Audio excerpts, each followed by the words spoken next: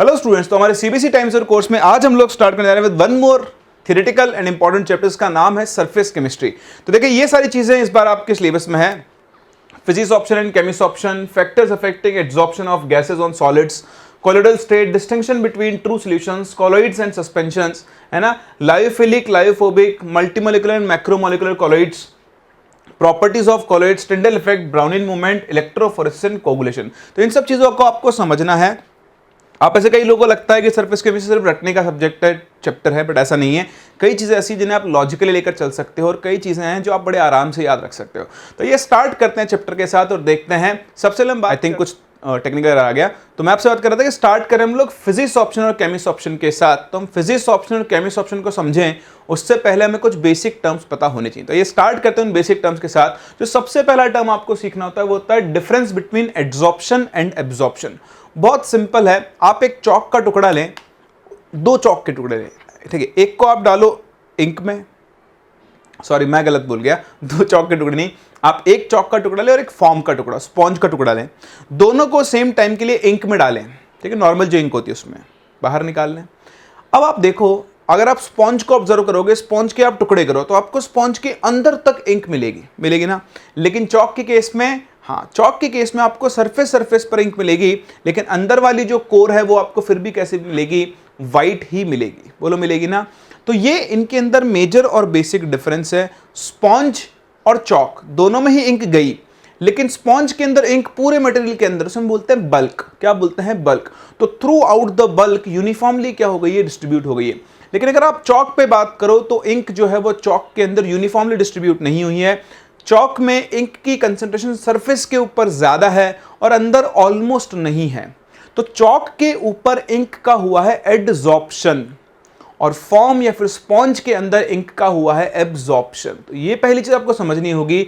अगर एक सब्सटेंस की कंसंट्रेशन किसी दूसरे सब्सटेंस की सरफेस पर ज्यादा है और बल्क में रिलेटिवली कम है तो उस प्रोसेस को हम बोलते हैं एड्सॉर्प्शन। अगर एक सब्सटेंस की कंसंट्रेशन दूसरे सब्सटेंस के अंदर यूनिफॉर्म है थ्रू आउट द बल्क तो उस प्रोसेस को हम लोग क्या बोलते हैं, एब्जॉर्प्शन। तो देखें, पहला adsorption, the accumulation of a substance at the surface rather than in bulk of a solid or liquid, उस प्रोसेस को तो हम लोग क्या बोलते हैं, एड्सॉर्प्शन। और जो दूसरा प्रोसेस आता है absorption, that is when the substance is uniformly distributed through out the bulk of a solid और लिक्विड, उस प्रोसेस को हम लोग क्या बोलते हैं, एब्जॉर्प्शन। तो पहली बात तो एड्सॉर्प्शन और एब्जॉर्प्शन में आपको क्या पता होना चाहिए, डिफरेंस पता होना चाहिए, ठीक है। फिर देखिए कुछ और टर्म, एड्सॉर्बेट और एड्सॉर्बेंट। वो सब्सटेंस जिसका एड्सॉर्प्शन हो रहा है उसे तो हम लोग क्या बोलते हैं, एड्सॉर्बेट। फॉर एग्जांपल, चौक वाले केस में इंक जो थी वो एड्सॉर्बेट है और जो आपकी चौक है वो एड्सॉर्बेंट है। क्या है, एड्सॉर्बेंट। तो एड्सॉर्बेंट क्या होता है, वो सब्सटेंस जिसकी सरफेस के ऊपर एड्सॉर्प्शन हो रहा है, जिसकी सरफेस पर अक्युमुलेशन हो रहा है, उसे हम लोग क्या बोलते हैं, एड्सॉर्बेंट बोलते हैं। तो दो टर्म्स का आप ध्यान रखें। Adsorption is essentially a surface phenomena, मतलब सरफेस की स्ट्रक्चर पर डिपेंड करता है। सरफेस की स्ट्रक्चर, जैसे कोई सरफेस जिगजैग है, कोई प्लेन है, कोई स्मूथ है, रफ है, इन सब चीजों के ऊपर क्या करता है, एड्सॉर्प्शन डिपेंड करता है। उसी के साथ साथ सरफेस एरिया पर भी, सरफेस एरिया जितना ज्यादा होगा एड्सॉर्प्शन भी क्या होता है, उतना ही ज्यादा होता है, ठीक है। फिर आपको कुछ एग्जांपल्स ध्यान रखने चाहिए। देखें, वाटर, सिलिका जेल। आप लोगों ने देखा होगा जब आप नए मोबाइल फोन्स, लैपटॉप्स खरीदते हो, लैपटॉप बैग्स खरीदते हो, उनके अंदर छोटा सा पाउच आता है, इस पे लिखा होता है डू नॉट स्वेलो। कई जगह, कई बार उसके ऊपर सिलिका जेल भी लिखा होता है। वो एक्चुअली क्या करता है, मॉइस्चर को एब्जॉर्ब कर लेता है। तो जब भी आप किसी मॉइस्ट एनवायरनमेंट में जाते हो तो आपका इलेक्ट्रॉनिक आइटम खराब नहीं होता है, सर्किट के अंदर पानी नहीं जाता है, तो सिलिका जेल जो है वो वाटर को एब्जॉर्ब करता है, जबकि एनहाइड्रस CaCl2 वाटर को एब्जॉर्ब करता है। तो ये दो एग्जांपल्स होते हैं जो डिफरेंशिएट करते हैं। सिलिका जेल वाटर को एब्जॉर्ब करता है और CaCl2 वाटर को एब्जॉर्ब करता है। ध्यान देना, इस केस में जो वाटर है वो एड्सॉर्बेट है और सिलिका जेल जो है वो एड्सॉर्बेंट की तरह काम करता है। अगर किसी जगह पर एड्सॉर्प्शन और एब्जॉर्प्शन दोनों एक साथ होते हैं तो उस प्रोसेस को हम बोलते हैं सॉर्प्शन। क्या बोलते हैं, सॉर्प्शन। तो sorption is when both adsorption and absorption takes place simultaneously, उस प्रोसेस को हम बोलते हैं एड्सॉर्प्शन। अगर आप किसी सरफेस से एड्सॉर्ब पार्टिकल्स को हटा रहे हो तो उस प्रोसेस को हम बोलते हैं डीसॉर्प्शन। क्या बोलते हैं, desorption. So simply the removal of adsorbed particles from the surface, उसे हम लोग क्या बोलते हैं, डीसॉर्प्शन के नाम से जानते हैं। तो छोटे टर्म्स हैं जो आपको पता होना चाहिए। एक और छोटी चीज, absorption occurs at uniform rate whereas adsorption is fast initially but rate decreases with time. तो एब्जॉर्प्शन तो यूनिफॉर्म रेट से होता है, लेकिन एड्सॉर्प्शन इनिशियली फास्ट होता है और बाद में उसकी रेट धीरे धीरे क्या होती जाती है, कम होती जाती है। क्लियर है? तो बेसिक चीजें पहले आपको पता होनी चाहिए। ठीक है, अब चलते हैं आगे और बात करते हैं मैकेनिज्म ऑफ एड्सॉर्प्शन की। तो ऑल्दो वैसे भी इस बार ये आपके सिलेबस में नहीं है, लेकिन फिर भी आपको इसकी मैकेनिज्म को सीखना होगा। तो देखो एड्सॉर्प्शन में क्या होता है, हमारे सिलेबस में adsorption of gases on solids. तो बहुत ध्यान से समझना, बहुत ही आसान है, आपको रटना नहीं पड़ेगा। देखो अगर आपके पास कोई एक सॉलिड है, ठीक है, लेट्स से ये आपके पास एक सॉलिड एड्सॉर्बेंट है, ठीक है, सॉलिड एड्सॉर्बेंट है और इसके ऊपर किसी गैस का क्या होना है, एड्सॉर्प्शन होना है। तो इस सॉलिड एड्सॉर्बेंट के अंदर देखो क्या होता है, मॉलिक्यूल्स होंगे। तो बहुत सारे अलग अलग मॉलिक्यूल्स होते हैं।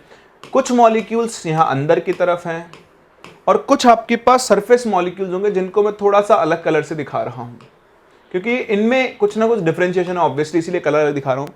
तो देखो वो मॉलिक्यूल जो इसके बल्क में प्रेजेंट है, जैसे ये वाला मॉलिक्यूल है, इस मॉलिक्यूल को चारों तरफ से सभी मॉलिक्यूल्स क्या कर रहे हैं, अट्रैक्ट कर रहे हैं। तो इस मॉलिक्यूल के ऊपर ऑल फोर्सेस आर बैलेंस्ड। ठीक है, इस मॉलिक्यूल के ऊपर क्या होते हैं, सारे फोर्सेस बैलेंस्ड होते हैं। लेकिन अगर हम उन मॉलिक्यूल्स की बात करें जो सरफेस पर प्रेजेंट है, देखो सरफेस पर प्रेजेंट है, इन सरफेस वाले मॉलिक्यूल्स पर ये बाकी सारे मॉलिक्यूल्स देखो उनको पुल कर रहे होंगे। तो वो मॉलिक्यूल्स जो सरफेस पर प्रेजेंट है, इन मॉलिक्यूल्स के ऊपर एक नेट इनवर्ड पुल होता है, या फिर आप ऐसा बोल सकते हो कि एक अनबैलेंस्ड फोर्स यहां पर काम कर रहा होता है।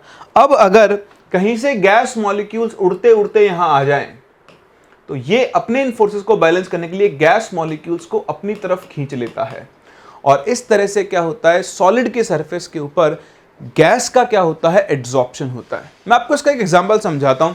लेट्स से आपके पास एक स्विमिंग पूल है, ये एक स्विमिंग पूल है और इस स्विमिंग पूल के अंदर बहुत सारे लोग तैर रहे हैं। ठीक है, बहुत सारे लोग हैं जो यहां पर तैर रहे हैं।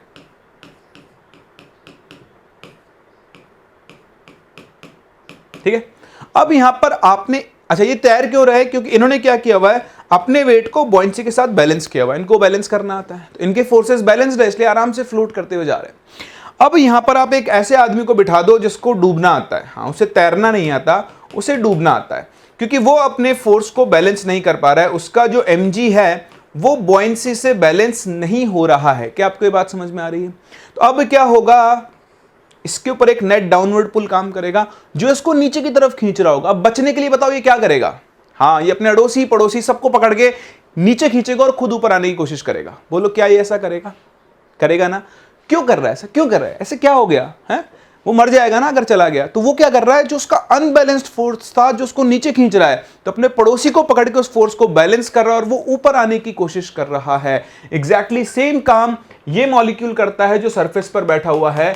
ये सारे मॉलिक्यूल इसको नीचे खींच रहे हैं, तो उस नीचे वाले पुल को बैलेंस करने के लिए ये क्या करता है, ऊपर अगर कोई मॉलिक्यूल इसके आसपास आया तो उसको अपनी तरफ खींच लेता है और इस वजह से यहां पर क्या होता है, एड्सॉर्प्शन होता है। आई होप मेरी बात आपको बहुत क्लियरली समझ में आ गई होगी, और अगर आ गई है तो स्टेटमेंट को पढ़ें। In a solid the molecules which are present in the bulk are attracted by other molecules from all directions and hence all the forces are balanced on these molecules. But the molecule which is present at the surface are attracted by other molecules in the bulk and hence they experience a net downward pull due to the unbalanced forces. तो जब भी ये समझ में आ गया आपको, ठीक है, अब क्या होगा, जब भी कोई गैस मॉलिक्यूल पास में आएगा, they are attracted by these surface molecules to balance the residual forces and adsorption occurs. एक चीज, दूसरा, extent of adsorption increases with increase in surface area of solid. तो आपको पता ही है, सरफेस एरिया सॉलिड का जितना ज्यादा होगा एड्सॉर्प्शन भी क्या होगा, उतना ही ज्यादा होगा। तो ये है मैकेनिज्म ऑफ एड्सॉर्प्शन, ये आपके लिए समझना जरूरी है। एड्सॉर्प्शन क्यों होता है? एड्सॉर्प्शन इसलिए होता है कि आपके पास जो अनबैलेंस्ड फोर्सेज हैं सॉलिड के सरफेस पर, वो क्या हो जाते हैं, एड्सॉर्प्शन के थ्रू बैलेंस हो जाते हैं। ठीक है, चलिए एक चीज तो आप ये ध्यान रखें। दूसरा आपको जो ध्यान रखना है, एक और चीज ध्यान रखना, हुआ क्या है कि जब सॉलिड की सरफेस पर गैस मॉलिक्यूल्स एड्सॉर्ब हुए, इसके फोर्सेस क्या हो चुके हैं, बैलेंस हो चुके हैं। तो आप यहाँ पे पॉइंट ऐड कर सकते हैं कि since residual forces are balanced due to adsorption. क्या हो रहा है, रेसिडुअल फोर्सेस आर बैलेंस्ड, लिख दो यार, getting balanced due to adsorption, the energy of system decreases।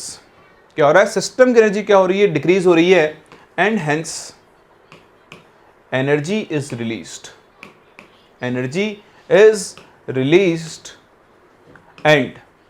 And adsorption is exothermic in nature. तो जो एड्सॉर्प्शन होता है वो नेचर में कैसा होता है, एक्सोथर्मिक होता है। तो इस चीज के ऊपर आप जरूर फोकस करें, बहुत इंपॉर्टेंट चीज है। एड्सॉर्प्शन जो है वो हमेशा नेचर में कैसा होगा, एक्सोथर्मिक। उसके केस में एनर्जी हमेशा क्या होगी, रिलीज होगी। ठीक है, चलिए बहुत ही बढ़िया। अब हम चलते हैं टाइप्स ऑफ एड्सॉर्प्शन पे। तो इतना आपने देख लिया है कि हो क्या रहा है, सॉलिड जो है वो गैस मॉलिक्यूल्स को अपनी सरफेस की तरफ खींच रहा है, उनको पकड़ रहा है। अब वो किस फोर्स से इनको पकड़ रहा है, अगर सॉलिड और गैस मॉलिक्यूल्स के बीच में सिर्फ नॉर्मल वेंडरवॉल फोर्सेस काम कर रहे हैं, कौन से, वेंडरवॉल फोर्सेस, जिन्हें हम फिजिकल फोर्सेस में काउंट करते हैं, तो इस तरह के एड्सॉर्प्शन को हम बोलते हैं फिजिकल एड्सॉर्प्शन, या फिर हम उसे प्यार से फिजिसॉर्प्शन बुलाते हैं। क्या बुलाते हैं, फिजिकल एड्सॉर्प्शन या फिर फिजिसॉर्प्शन। ठीक है, और जो दूसरा है वो आपको नाम से दिख रहा है, केमिकल एड्सॉर्प्शन या फिर केमिसॉर्प्शन। तो आप पॉइंट्स को समझते हुए चलें, physical adsorption, फिजिसॉर्प्शन, chemical adsorption, chemisorption. नाम से पता लग रहा है फिजिकल एड्सॉर्प्शन में क्या होगा, सॉलिड और गैस के मॉलिक्यूल्स के बीच में वेंडरवॉल फोर्सेस काम कर रहे होंगे। सॉलिड ने गैस मॉलिक्यूल्स को वेंडरवॉल फोर्स के थ्रू होल्ड किया हुआ होगा, जबकि केमिसॉर्प्शन में सॉलिड और गैस के मॉलिक्यूल्स के बीच में क्या लग रहे होंगे, अट्रैक्टिव फोर्सेस काम कर रहे होंगे, जो होंगे केमिकल बॉन्ड्स। मतलब सॉलिड और गैस के बीच में केमिकल बॉन्ड बनेगा और तब जाकर सॉलिड गैस मॉलिक्यूल्स को अपने सरफेस के ऊपर होल्ड करेगा। तो इसी से इनका डिफरेंशिएशन होता है। ध्यान रखें, weak van der Waal forces work between adsorbate and adsorbent. Adsorbate यहां पर कौन है, गैस, और एड्सॉर्बेंट कौन है, सॉलिड। आप ऐसा भी लिख सकते हो, कोई दिक्कत नहीं। यहां पर क्या होगा, chemical bonds are formed between adsorbate and adsorbent. यहां तक बात समझ में आई। अब आप मुझे बताओ, ये ज्यादा स्ट्रॉन्ग फोर्सेस है या ये, यही है ना भाई, केमिकल बॉन्ड तो ज्यादा स्ट्रॉन्ग है। तो जितना स्ट्रॉन्ग बॉन्ड बनता है उतनी एनर्जी क्या होती है, रिलीज होती है। तो इस प्रोसेस में जो एनर्जी रिलीज हुई उसे हम बोलते हैं एंथैल्पी ऑफ एड्सॉर्प्शन। क्या बोलते हैं, एंथैल्पी ऑफ एड्सॉर्प्शन। तो यहां ध्यान रखें, यहां पर लो हीट ऑफ एड्सॉर्प्शन होती है क्योंकि वीक फोर्सेस है, 20 से 40 किलो जूल पर मोल, जबकि यहां पर 80 टू 240 किलो जूल पर मोल के आसपास आपकी हीट जाती है। हाई हीट ऑफ एड्सॉर्प्शन होती है क्योंकि यहां पर जो बॉन्ड बन रहे हैं वो रिलेटिवली ज्यादा स्ट्रांग होते हैं। तो जितना स्ट्रांग बॉन्ड बनेगा उतनी ज्यादा एनर्जी क्या होती है, रिलीज होती है। तो ये आपको ध्यान रखना पड़ेगा। पता है आपको भाई, केमिकल बॉन्ड्स में से और वेंडरवॉल फोर्सेस में से केमिकल बॉन्ड ही ज्यादा स्ट्रांग होता है और इसीलिए उसके केस में जो एनर्जी रिलीज होगी वो क्या होगी, ज्यादा। थर्ड केस देखें, मल्टीलेयर। अब ये समझो, ये मल्टीलेयर होता है और ये मोनोलेयर होता है। यूनिलेयर, मोनोलेयर, कुछ भी बोल सकते हो आप। समझना मेरी बात को, ये मल्टीलेयर कैसे है, रटना नहीं है, ठीक है, आप समझो मेरी बात को। ये सॉलिड है, ठीक है, तो ये सॉलिड है और इस सॉलिड की सरफेस के ऊपर गैस मॉलिक्यूल्स आकर इकट्ठा हो रहे हैं। कौन से फोर्स से, वेंडरवॉल फोर्स से। चलो भाई, तो ये मॉलिक्यूल आ गए। अब बताओ, क्या सॉलिड का मॉलिक्यूल का वेंडरवॉल फोर्स अगले मॉलिक्यूल्स के ऊपर काम नहीं करेगा? भाई तो वेंडरवॉल फोर्स है, नॉर्मल अट्रैक्शन फोर्स है, 3 4 5 मॉलिक्यूल्स तक काम करता है। तो इस तरह से क्या होगा, एक लेयर बनेगी, फिर दूसरी, फिर तीसरी। हाँ, डिफरेंस इतना होगा, इस लेयर पर फोर्स सबसे स्ट्रांग होगा और इस लेयर पर क्या होगा, सबसे वीक होगा, लेकिन लेयर्स तो बनती जाएंगी। तो यहां पर क्या होता है, एक के ऊपर एक के ऊपर एक के ऊपर एक लेयर बनती है। लेकिन अगर आप केमिकल एड्सॉर्प्शन की या केमिसॉर्प्शन की बात करो तो आप समझना मेरी बात को कि ये एक लेयर बन गई मॉलिक्यूल्स की और इनके बीच में बन गया केमिकल बॉन्ड। बताओ, अब ये मॉलिक्यूल क्या इस सॉलिड के साथ केमिकल बॉन्ड बना सकता है? नहीं बना सकता ना। इन्हीं के साथ तो बनाएगा, अगले के साथ कैसे बनाएगा? वेंडरवॉल फोर्स लग सकता है लेकिन केमिकल बॉन्ड फॉर्म नहीं होगा। तो सिर्फ एक लेयर बनकर ही रुक जाएगी। किसमें? केमिस ऑप्शन में, क्योंकि सॉलिड एक ही मॉलिक्यूल के साथ तो केमिकल बॉन्ड बना पाएगा, सबके साथ तो बनाने से रहा। इसलिए फिजिक्स ऑप्शन जो होता है वो मल्टी लेयर होता है और केमिस ऑप्शन जो होता है वो कैसा होता है? मोनो लेयर होता है। आई बात समझ में? Next physics option. Physics option क्या होता है? नेचर में रिवर्सिबल होता है। रिवर्सिबल कैसे? भाई गैस मॉलिक्यूल आए, सरफेस पर चिपके, आप उनको हटा दो, वापस से सॉलिड और गैस को ले आओ, फिर से वैन डर वाल्स फोर्स काम कर जाएगा, वापस चिपक जाएंगे। ठीक है, तो अगर आप मान लो हाइड्रोजन गैस प्लेटिनम मेटल पे एड्सॉर्ब हुई, तो अगर आप हटाओगे तो आपको वापस से हाइड्रोजन गैस और प्लेटिनम मेटल अलग से मिल जाएगी, फिजिक्स ऑप्शन में। केमिस ऑप्शन में क्या हो गया? केमिकल बॉन्ड बन गया है। जैसे मान लो चारकोल के सरफेस पर ऑक्सीजन एड्सॉर्ब हो गई, तो अब कार्बन और ऑक्सीजन रिएक्ट करके CO या CO2 बना लेंगे। तो जब आप ऑक्सीजन को रिमूव करने की कोशिश करोगे तो ऑक्सीजन की जगह आपको कई बार CO या फिर CO2 मिलेगी। तो यहां पर क्या होता है? जहां से आपने शुरू किया था, आपने कार्बन और ऑक्सीजन से शुरू किया था, जब आप डिस ऑप्शन करवाओगे तो आपको कार्बन, ऑक्सीजन, CO, CO2 सब मिलेगा।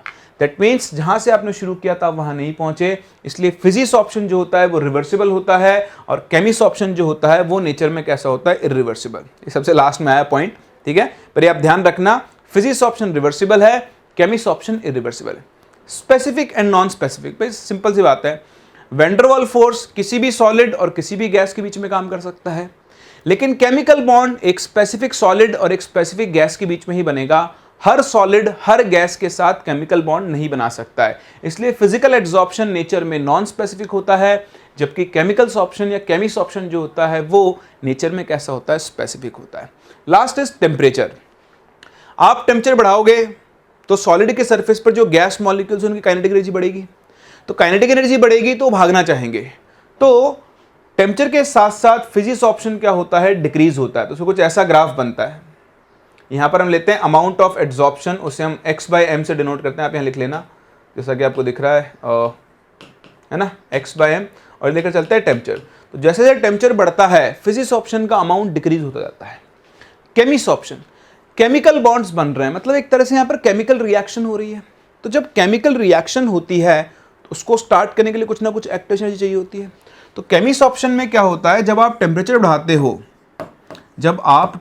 बढ़ाते हो तो शुरुआत में तो रेट बढ़ती है और फिर बाद में डिक्रीज होती है, इस तरह से। तो अभी ध्यान रखना, फिजिक्स ऑप्शन टेम्परेचर बढ़ाने पर हमेशा कम होता है, लेकिन केमिस ऑप्शन टेम्परेचर बढ़ाने पर पहले बढ़ता है और फिर बाद में जाके क्या होता है? कम, क्योंकि आप जो टेम्परेचर बढ़ा रहे हो उससे रिएक्शन को एनर्जी मिल रही है, और रिएक्शन को अगर एनर्जी मिल रही है तो उसकी रेट क्या हो जाएगी? बढ़ जाएगी। इसलिए केमिस ऑप्शन टेम्परेचर बढ़ाने पर पहले बढ़ता है और बाद में कम होता है, जबकि फिजिक्स ऑप्शन टेम्परेचर बढ़ाने पर हमेशा क्या होता रहता है? कम ही होता रहा है। ये बहुत इंपॉर्टेंट है। डिफरेंसेस आपसे पूछ सकता है, ऐसे बोल देगा 3 डिफरेंस बताओ, 2 डिफरेंस बताओ, तो मैंने तो देखो आपको 1 2 3 4 5 6 डिफरेंस बता दिए हैं। ये 6 के 6 डिफरेंस अगर आप ध्यान रख लो तो इस तरह के क्वेश्चन से आप डील कर सकते हो। कॉपी करें, फिर चलते हैं आगे। चलिए, तो देखिए 2 और छोटे छोटे पॉइंट्स जो आपको ध्यान रखने हैं। दोनों के दोनों, ये तो डिफरेंस था, सिमिलैरिटी। सिमिलैरिटी क्या है? दोनों ही टाइप के एड्सॉर्प्शन सरफेस एरिया के साथ क्या होते हैं? इंक्रीज होते हैं। ठीक है, तो चाहे फिजिक्स ऑप्शन हो चाहे केमिस ऑप्शन हो, दोनों के दोनों अगर सॉलिड का सरफेस एरिया बढ़ेगा तो दोनों ही इंक्रीज होते हैं। और एक ये बहुत इंपॉर्टेंट चीज है, इजीली लिक्विफाइबल गैसेस। इजीली लिक्विफाइबल गैसेस क्या होती हैं? जिनके बीच में अट्रैक्शन फोर्स ज्यादा हो, जिनका मॉलिक्यूलर मास हाई होता है, वो गैसेस क्या होती हैं? इजीली फिजिक्स ऑप्शन शो करती हैं। जैसे मैं आपसे और मुझसे पूछो N2 हो गया, CO2 हो गया, SO2 हो गया, तो बताओ इनके फिजिक्स ऑप्शन का ऑर्डर क्या होगा? तो ध्यान से सुनना, SO2 जो है वो एक पोलर गैस है, तो पोलर मॉलिक्यूल्स के बीच में अट्रैक्शन फोर्सेस हमेशा ज़्यादा होता है, तो SO2 की एड्सॉर्प्शन की रेट सबसे ज़्यादा होगी।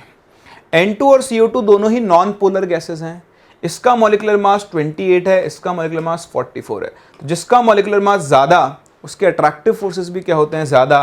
तो अगला CO2 एड्सॉर्ब होगी और लास्ट में कौन होगी? N2। तो ध्यान रखना, जिन गैसेस की इजीली लिक्विफाई होने की टेंडेंसी होती है विद हाई क्रिटिकल टेम्परेचर, ये टर्म आप 11th क्लास में पढ़ते हो, हाई क्रिटिकल टेम्परेचर, तो अगर आपको नहीं पता है तो अभी याद रख सकते हो, बट ये ध्यान रखना, जहां मॉलिक्यूलर मास ज़्यादा होता है वहां relatively van der Waals forces ज़्यादा होते हैं और गैस के एड्सॉर्ब होने की टेंडेंसी भी क्या होती है? ज़्यादा। तो इस बार के लिए तो सिर्फ इतनी ही चीज़ें हैं जो आपको ध्यान रखनी है एड्सॉर्प्शन के अंदर। नेक्स्ट आपको बात करनी अबाउट एप्लीकेशंस ऑफ एड्सॉर्प्शन। देखो छोटी छोटी एप्लीकेशंस हैं, जिनके ऊपर आपको फोकस करना चाहिए। ठीक है, ये एनसीईआरटी में साफ साफ दी हुई है। हाँ, आपको ये याद रखनी पड़ेगी, तो एक एक करके समझते हुए चलते हैं। गैस मास्क आप अच्छे से जानते हो, जहाँ पर भी पॉइजनस गैसेस होती हैं, गैस प्लांट्स होते हैं, है ना, आपने मूवीज़ में देखा होगा, वो एक अजीब सा मास्क लगा के घूमते हैं, वो बॉम्ब फेंकते हैं जब भी जेल ब्रेक करनी होती है, कुछ लूटना होता है, तो एक स्मोक बॉम्ब फेंकते हैं, मास्क पहन के लोग आते हैं, उठा के ले जाते हैं, वो गैस मास्क होते हैं। गैस मास्क क्या करते हैं, जो भी वहाँ पर गैसेज होती है जो आपकी नाक में जाना चाहती है, तो उसमें चारकोल होता है, तो चारकोल क्या करता है, उस गैसेज को अपनी सरफेस पर एब्जॉर्ब कर लेता है, जो भी हार्मफुल गैसेज होती हैं। तो देखें, activated charcoal is generally used in gas mask to absorb poisonous and toxic gases from air. These masks are commonly used by the miners because there are poisonous gases like CO, CH4, etc. in the atmosphere in coal mines. तो आप ध्यान रखना, gas mask के अंदर क्या क्या पूछ सकता है। पहला तो ये बोल सकता है कि भाई एड्जॉर्प्शन की एप्लीकेशन बताओ, तो एक तो ये हो गया। ऐसे बोलेगा बताओ गैस मास्क में एड्जॉर्बेट कौन होता है और एड्जॉर्बेंट कौन होता है। तो एड्जॉर्बेंट होता है चारकोल और एड्जॉर्बेट क्या होती है, पॉइजनस गैसेस। ठीक है, अगला एप्लीकेशन डाइंग ऑफ क्लोथ्स। जो डाइज होती हैं वो एड्जॉर्बेट की तरह काम करती है, क्लोथ्स की सरफेस पर जाकर एड्जॉर्ब हो जाती हैं। देखें, mordants such as alums are used in dyeing of clothes, they adsorb the dye particle which otherwise do not stick to the cloth. तो ये जो आपके पास एलम्स हैं, ये एलम्स को आप डाई की तरह यूज करते हो, क्लोथ के ऊपर ही जाकर डाई को एड्जॉर्ब कर लेते हैं और उसके ऊपर क्या आ जाता है, कलर आ जाता है। ठीक है, ऐसे ही देखें क्रिएटिंग वैक्यूम, तो वैक्यूम क्रिएट करने के लिए भी आप एड्जॉर्प्शन, जहां भी आपको पहले तो आप प्रेशर ड्रॉप करते हो और थोड़ी बहुत जो एयर या गैस बच गई है उसको आप एड्जॉर्प्शन के थ्रू हटा सकते हो। So high vacuum can be created by removing gases by adsorption. छोटे छोटे एप्लीकेशंस हैं। हेट्रोजीनियस कैटालिसिस, ये बड़ा इंपॉर्टेंट है। हेट्रोजीनियस कैटालिसिस क्या होता है, जैसे मान लो मैं आपके सामने एक रिएक्शन दूं, इसे हम बोलते हैं हेबर्स प्रोसेस। N2+3H2 गैस, यहां पर आप Fe सॉलिड को एज कैटलिस्ट यूज करते हो।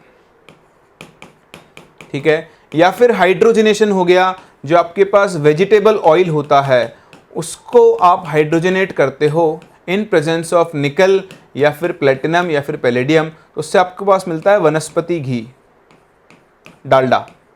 सुना है ना आप लोगों ने, बचपन से पढ़ी रिएक्शन। तो इसमें क्या होता है, ये आपके कैटलिस्ट हैं।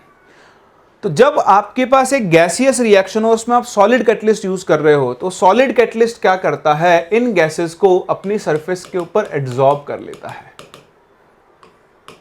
और रिएक्टेंट्स को आपस में रिएक्ट करवाता है। तो अब ध्यान रखना, the phenomena of absorption is useful in heterogeneous catalysis. The metals such as Fe, nickel, platinum, palladium etcetera are used in the manufacturing processes such as contact process, Haber's process and hydrogenation of oils. Their use is based upon the phenomena of adsorption। जैसा मैंने आपको बताया, ये अपनी surface के ऊपर इन gases को क्या कर लेते हैं, एड्जॉर्ब, रिएक्टेंट्स आसानी से रिएक्ट कर पाते हैं और प्रोडक्ट की फॉर्म में सरफेस से रिमूव हो जाते हैं। तो ये भी एड्जॉर्प्शन का ही एप्लीकेशन है। पेट्रोलियम की रिफाइनिंग में आप देखो सिलिका जेल को यूज करते हो एड्जॉर्बेंट इन पेट्रोलियम रिफाइनिंग। तो जो भी मॉइस्चर वगैरह होता है, वाटर वगैरह होता है, उसको सिलिका जेल एड्जॉर्ब करके अलग कर देता है। तो छोटे छोटे एप्लीकेशंस हैं जो आपको एड्जॉर्प्शन के बारे में पता होनी चाहिए। ठीक है, चलिए, तो बहुत ही बढ़िया। अब आप देखें इनके ऊपर बेस्ड क्वेश्चंस जो आपसे प्रीवियस ईयर्स के अंदर पूछे गए हैं, सब रीजनिंग वाले क्वेश्चंस हैं, आपको थ्योरेटिकल आंसर्स देने हैं। Why is adsorption always exothermic, मैंने आपको बताया ना। अब इसका आंसर आप कैसे दोगे, आप ऐसा दोगे कि ड्यूरिंग एड्जॉर्प्शन, या ऐसे लिखना, as we know that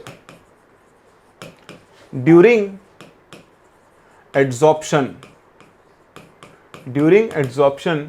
the residual forces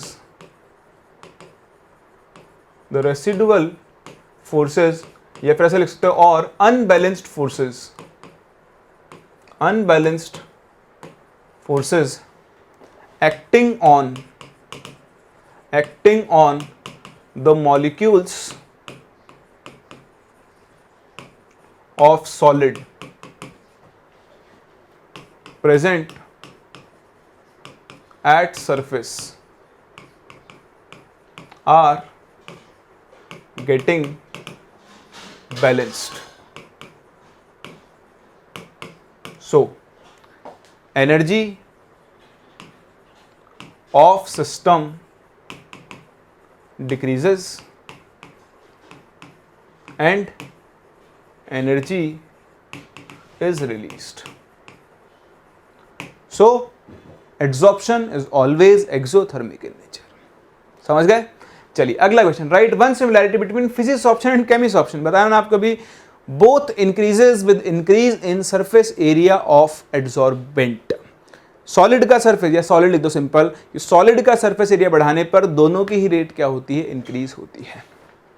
physics option is reversible while chemist option is irreversible. बताया मैंने आपको कि फिजिक्स ऑप्शन रिवर्सिबल क्या है कि व्हेन desorption occurs, यानी when gas is removed from the surface of solid, we obtain gas and solid again. But in case of chemist option, when gas is removed from the surface of solid, instead of obtaining gas and solid, we obtain their products.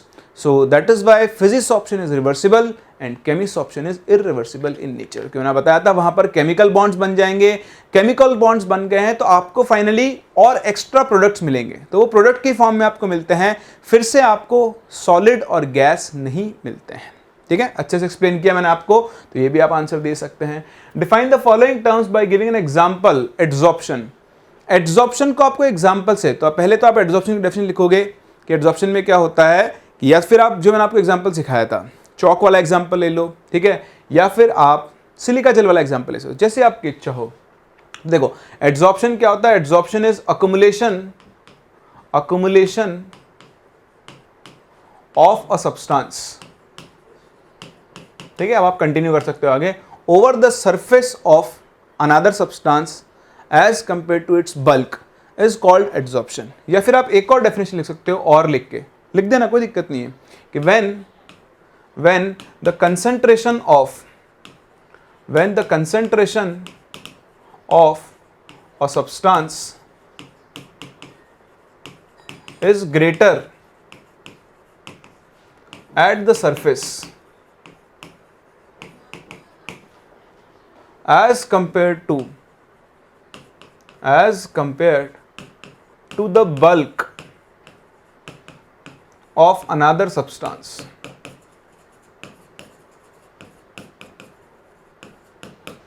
the phenomena is called adsorption. उस phenomena को हम लोग किसके नाम से जानते हैं, adsorption के नाम से जानते हैं। बात समझ में आ रही है। एग्जाम्पल आप चाहो तो लिख सकते हो, मैंने आपको बताया था कि adsorption of moisture over silica gel, या एड्सॉर्प्शन ऑफ वाटर या मॉइस्चर, कुछ भी लिख लो, ओवर सिलिका जेल।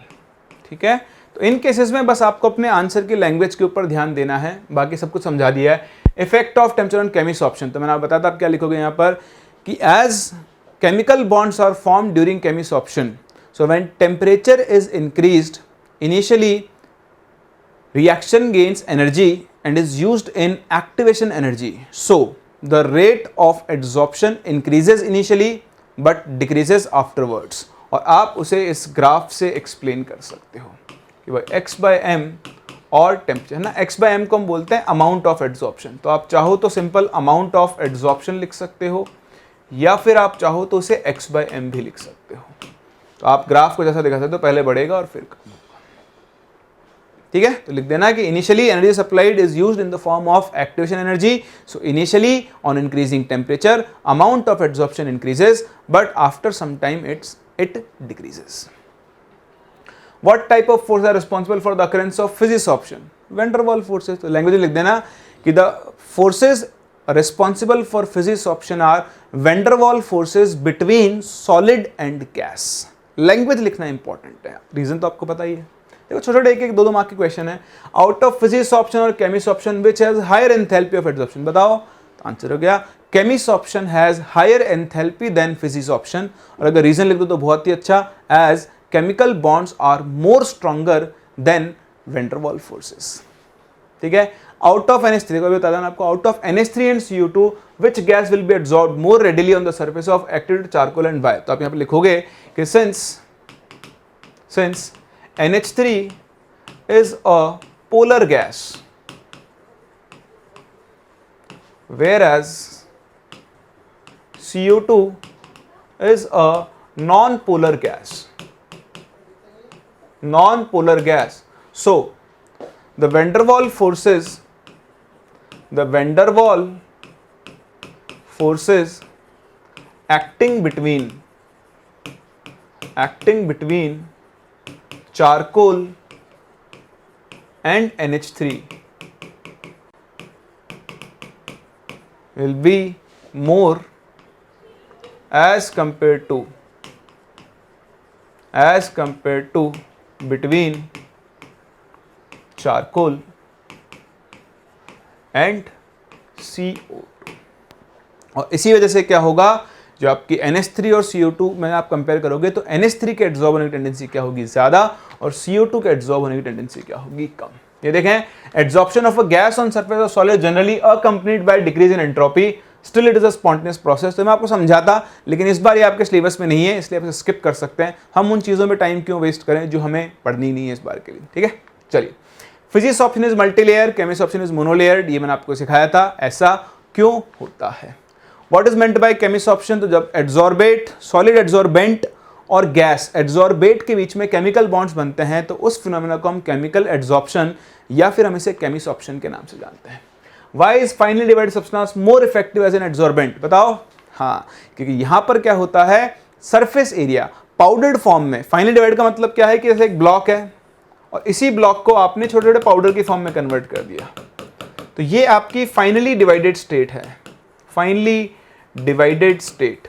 तो फाइनली डिवाइडेड स्टेट के अंदर क्या होंगे, सरफेस एरिया ज्यादा होता है, और अगर सरफेस एरिया ज्यादा होता है तो एड्सॉर्प्शन भी क्या होगा, ज्यादा होगा। तो ये था आपका पहला part, that is adsorption and absorption. Adsorption क्या होता है, एब्जॉर्प्शन क्या होता है, और दोनों में क्या डिफरेंस होता है। तो आज मैं यही खत्म कर रहा हूं। छोटा सा लेक्चर बनाया मैंने आपके लिए, क्योंकि याद रखने की चीजें, तो आप इस लेक्चर को अच्छे से रिवाइज करो, इसके ऊपर बेस्ड इन क्वेश्चंस को और प्रीवियस ईयर क्वेश्चंस को आप ट्राई करो।